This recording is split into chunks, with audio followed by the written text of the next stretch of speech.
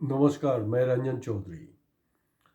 अ, हाल ही में मैंने एक एपिसोड बनाया था, वो कोल माइंस का जो सिंडिकेट चल रहा है, इलीगल कोल माइंस का। जो भी हो, जो विरोधी पक्ष है, वो ऐसे जो सत्ता पक्ष है वो तो मुझे मॉनिटर कर ही रहे, क्योंकि मैं उनके नज़र में हूँ। मेरा हर कदम, मेरा हर हलचल वो लोग वाकिफ़ है। जो भी हो, इस बार हमने देखा है कि एक्स हैंडल में कोल माइंस के ऊपर जो हमने वीडियो किया था, उसके ऊपर यूट्यूब में एक्स हैंडल में अभी हमारे आसाम के जाने माने सांसद नौगांव समष्टि के प्रद्युत बरदोली जी ने भी उसको तारीफ किया है। जो भी हो, जो विपक्ष में है उसको भी, जो हम लोग जो मुद्दे उठा रहे हैं, जो मेन स्ट्रीम मीडिया उठा नहीं पा रहा है, जो कांग्रेस के स्पोक्स पर्सन या दूसरे पॉलिटिकल पार्टी के अपोजिशन के जो स्पोक्स पर्सन जो मुद्दे को सही ढंग से पेश कर नहीं पा रहे, वो हम पेश कर रहे हैं। तो कम से कम एक तारीफ तो बनता है। तो हमें कोई ना कांग्रेस ना बीजेपी किसी से भी पैसे की कोई ज़रूरत नहीं है, ना कॉरपोरेट का भी सपोर्ट चाहिए, लेकिन कम से कम कुछ प्रद्युत बदोली ने कुछ एक्स हैंडल में इसको तारीफ किया है, उनके लिए मैं उनको शुक्रिया अदा करता हूँ। तो जो भी हो, अ, आप भी लोग जो है, आप भी इसको ज़्यादा से ज़्यादा हमारे चैनल को सत्यमत जय को सब्सक्राइब कीजिए, हम चाहते हैं। और हम इससे पहले भी बोला है और किसी ने क्लेम नहीं ठोका, जो हमने बोला था कि 10% एवरेज, लगभग 10% जो है हिंदुस्तान के जो वोटर्स है, मैं वोटर्स की बात कर रहा हूँ, कॉन्शस कॉन्शस वोटर्स है। नहीं तो हिंदुस्तान का हालत ऐसा नहीं होता रहा। तो जो भी हो, देर आए दुरुस्त है। प्रदीप दोदुली जी को शुक्रिया कि कम से कम उन्होंने रिएक्ट तो किया। तो आगे आगे देखिए होता है क्या। अब हाल ही में एक बात चर्चा में आया है। इससे पहले तो आपको पता होगा कि हिंदुस्तान की जो तमाम सेंट्रल ट्रेड यूनियंस है, सेंट्रल ट्रेड यूनियन जो है, जो 44 लेबर कोड था, उसको जो 4 में लेके आ गया ना, 4 कोड में सिमट डाला। ऐसे तो ऊपर से देखने में लगता है कि नहीं, चलो ठीक है, इतना ज़्यादा कॉम्प्लिकेसी की जरूरत नहीं है, शॉर्टकट कर देते, 4 कर देते हैं। लेकिन वो 4 कोड करके जो श्रमिकों को लुंठन या उनको श्रमिक आंदोलन करने का जो हक, जो जो ब्रिटिश ने का पीरियड में जो हासिल किया गया था, और ख़ास करके एआईटीसी के नेतृत्व में जो हासिल हुआ था, उसको वो लोग नकारना चाह रहे हैं।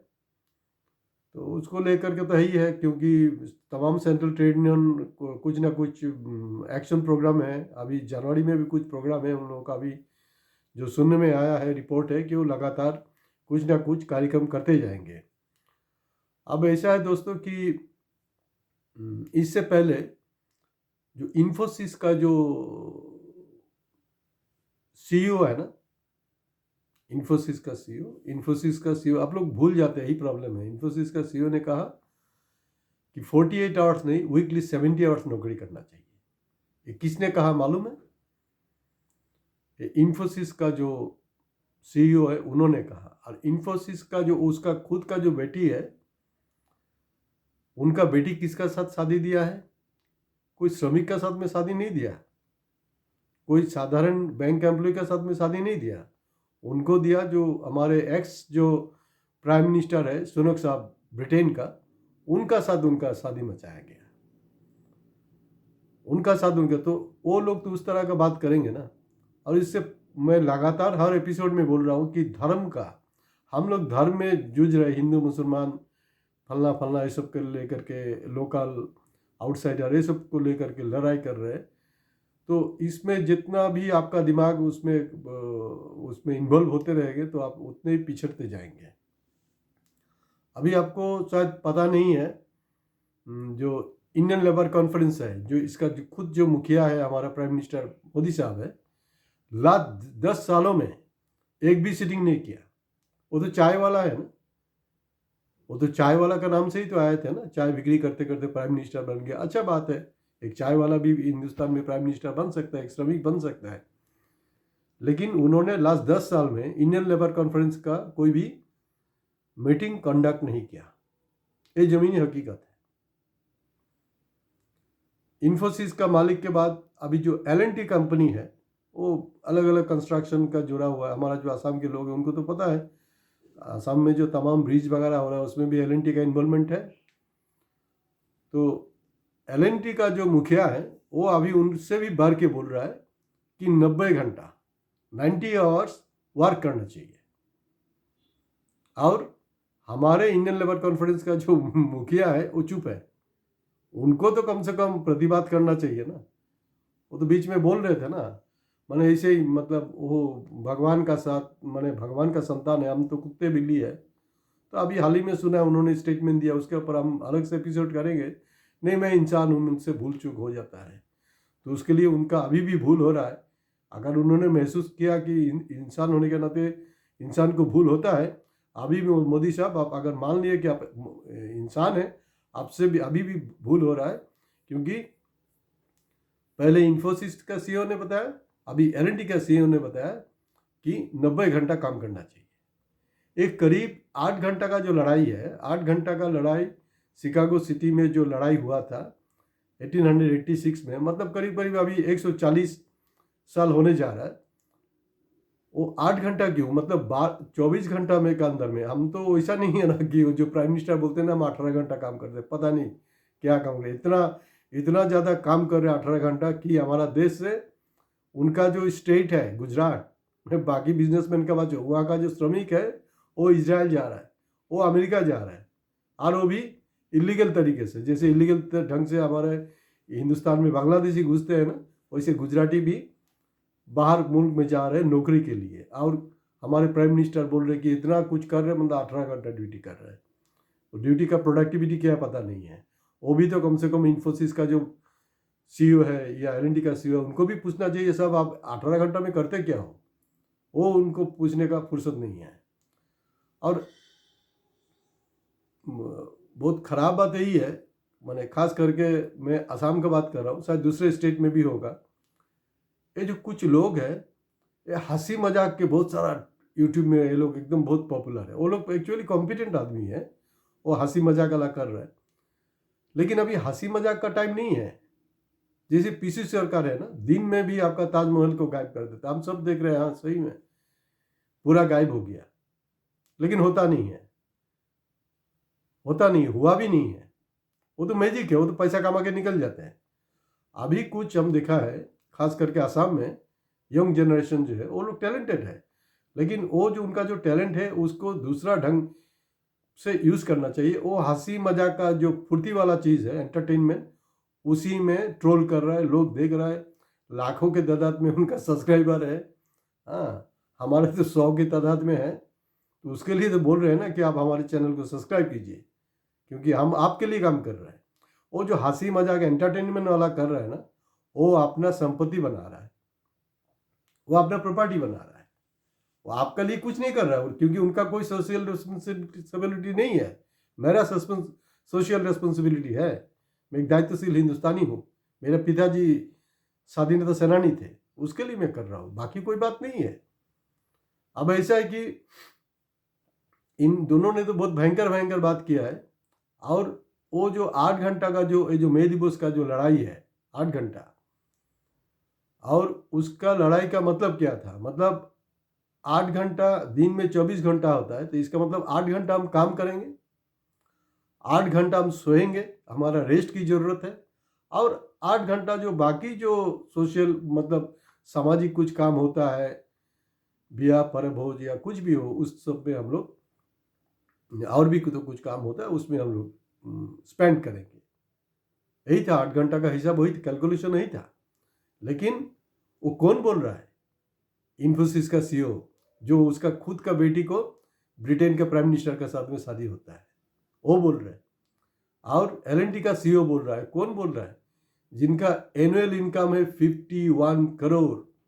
मैं 51 लाख नहीं बोल रहा हूँ, 51 करोड़। अभी निकालो कि उनका हर महीना का या हर डे का कमाई कितना है। ये हो गया हालत। वो हमें ज्ञान दे रहा है। तो उसके ऊपर, और आज दुख इस बात के लग रहा है कि जो पार्लियामेंट है, पार्लियामेंट में अपोजिशन भी इस मुद्दे को अच्छे ढंग से पकड़ना चाहिए था। लेकिन अगर आज गुरुदास दासगुप्ता जी जो AITC का महासचिव हुआ करते थे, वो अब नहीं है, उनका देहांत हो गया 2020 में। तो वो अगर आज में पार्लियामेंट होते तो पार्लियामेंट में तो कुछ ना कुछ हंगामा कर देते हैं, लेकिन हमारा लगभग पार्लियामेंट, खास करके जो अपोजिशन है, इस मुद्दे को लेकर के चुप है। प्राइम मिनिस्टर तो चुप है ही है, और प्राइम मिनिस्टर जो अभी अभी एडमिट किया है कि मैं इंसान हूँ, मुझसे भी गलती हो सकता है, तो उसके लिए मैं दोहराऊँ, मोदी जी आपका जो मिस्टेक होने जा रहा है, मैं आपको रिमाइंड कर रहा हूँ, उसको आप करेक्ट कर लीजिए।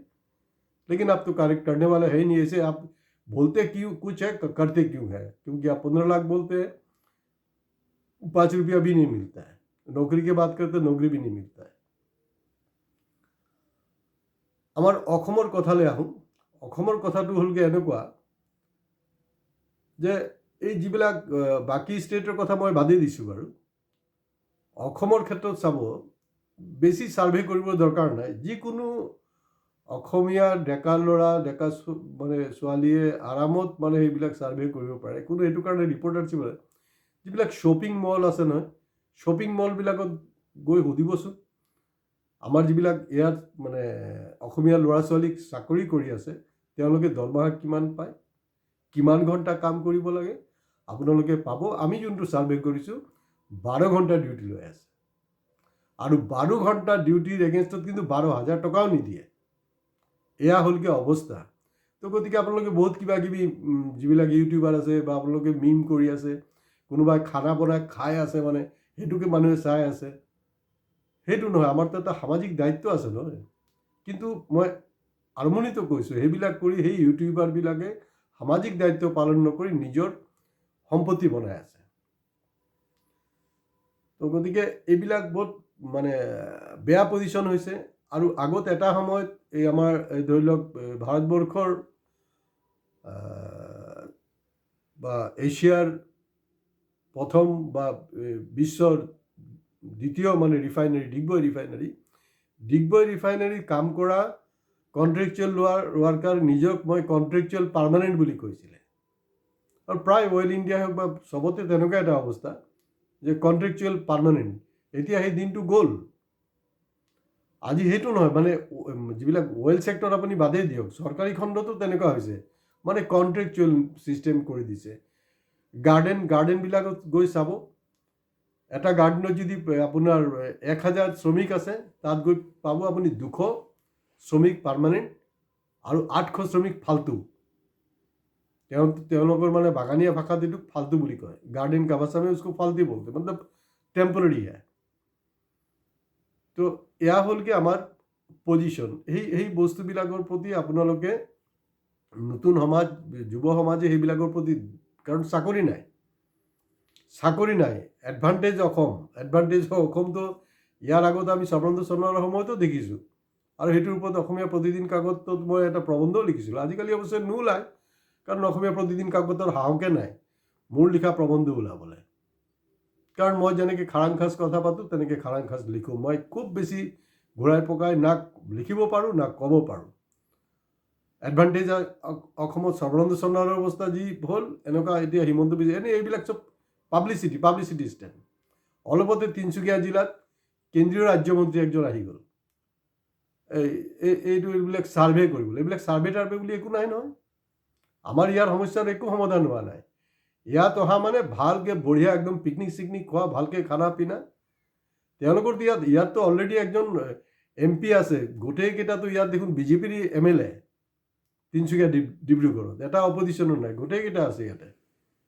তাৰপিছত আৰু কেন্দ্ৰীয় ৰাজ্যমন্ত্ৰী, আৰু এইটোতো অপজিশ্যন পাৰ্টিৰ হেৰি নহয়, ৰাজ্য নহয় যে ঠিক আছে কিবা যদি লেপছ থাকে সেইটো মই খুচি ওলাম, তাৰপিছত এই যোনটো ফাইনেন্স চেণ্ট্ৰেলৰ পৰা দিব লাগে সেইটো ব্লক কৰিম, তেনেকুৱা নহয়।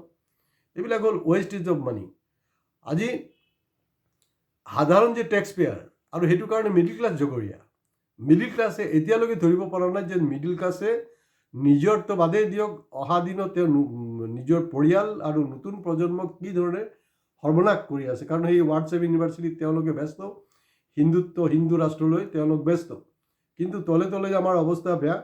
আৰু আমি অলপতে এটা ৰিপৰ্ট পাইছোঁ যে খুব সম্ভৱ হয়তো 24-25 তাৰিখে অল ইণ্ডিয়া বেংক যিবিলাক অফিচাৰ এছ'চিয়েশ্যন তেওঁলোকে চাগে ষ্ট্ৰাইকত যাব, তাতো কিন্তু সেই কামৰ ওপৰত তেওঁলোকৰ ওপৰত যিটো প্ৰেছাৰ আহিছে সেই কথাবিলাক আহি আছে। তো তেওঁলোকে এই মহাপুৰুষকেইটাই বেলেগ জ্ঞান নিদিয়ে কেলে, কাৰণ যদি তাৰপিছত কি চবতকৈ লাজৰ কথা হ'লগৈ L&Tৰ যিজন CEO তেখেত কৈছে নাই ছানডে কিয় যাব লাগে, ছানডে কিয় ছুটি পালন কৰে, আপুনি গৈ আপোনাৰ ঘৰত গৈ নিজৰ মানে মাইকীক চাই থাকিব, আপোনাৰ মাইকীয়ে আপোনাক চাই থাকিব, এইটোতো এটা বৰিং বস্তু। তাতকৈ আপুনি আহি ইয়াত কাম কৰক, ৰাষ্ট্ৰ নিৰ্মাণত আপুনি যোগদান দিয়ক। আৰে বাবা, ৰাষ্ট্ৰ নিৰ্মাণত কৰ্পৰেটে কি যোগদান দিছে? আমি সাধাৰণ ৰাইজে যিমান টেক্স দি আছোঁ, চেক কৰি ল'ব দেই আমাৰ ফেক্টছ এণ্ড ফিগাৰবিলাক, আমি যিমান টেক্স দি আছোঁ তাতকৈ কিন্তু বহুত কম টেক্স তেওঁলোকৰ কৰ্পৰেটে দি আছে। টোটাল ইণ্ডিয়াৰ যোনটো টেক্স কালেকশ্যন হৈছে তাত কৰ্পৰেট টেক্সৰ যোনটো পৰিমাণ এইটো খুবেই সীমিত। গতিকে এইবিলাক খুব লজ্জাস্কৰ কথা। গতিকে যে জাগো ইণ্ডিয়া জাগত হয়, জাগো অসমবাসী জাগো। আজি ইমানতে শেষ কৰিছোঁ, কিন্তু ছাবস্ক্ৰাইব কৰিবলৈ, লাইক কৰিবলৈ আৰু ডেফিনেটলি আপোনালোকে কমেণ্টছ বক্সত গৈ কমেণ্টছ কৰিব দেই। কমেণ্টছটো আমাৰ কাৰণে জৰুৰী হয়, যাতে আমি আৰু বেছি হেৰি কৰিব পাৰোঁ। আৰু আমি আমাৰ নিজস্ব কোনো এজেণ্ডা নাই, আমি বাৰে প্ৰতি কৈ আছোঁ, আমাৰ ছাবস্ক্ৰাইবাৰ আমাৰ ৱেল উইচাৰক কৈ আছোঁ, আপোনালোকে এজেণ্ডা দিয়ক আৰু একৰ্ডিংলি আমি সেই এজেণ্ডা মতে আমি কথাবিলাক কৈ যাম। এই বিষয়টো নেশ্যনেল লেভেলত কৰিছে, ৰবীশ কুমাৰে কৰিছে, কিন্তু অসমৰ কোনো এটা নিউজ চেনেলৰ সাহস নাই যে 70 ঘণ্টা আৰু 90 ঘণ্টা যে কাম কৰিব লাগে বুলি এই ধৰণৰ জঘন্য মন্তব্য আগবঢ়াইছে, শ্ৰমিক বিৰোধী মন্তব্য আগবঢ়াইছে, সেইটোলৈ কোনো ডিবেটে নাই। ডিবেট হ'লগৈ চব মানে মজা কালা যিবিলাক মানে বকৱাছ মানে বস্তু, সেইবিলাক লৈ আলোচনা হৈছে। নমস্কাৰ, আজি ইয়াতে শেষ কৰিছোঁ।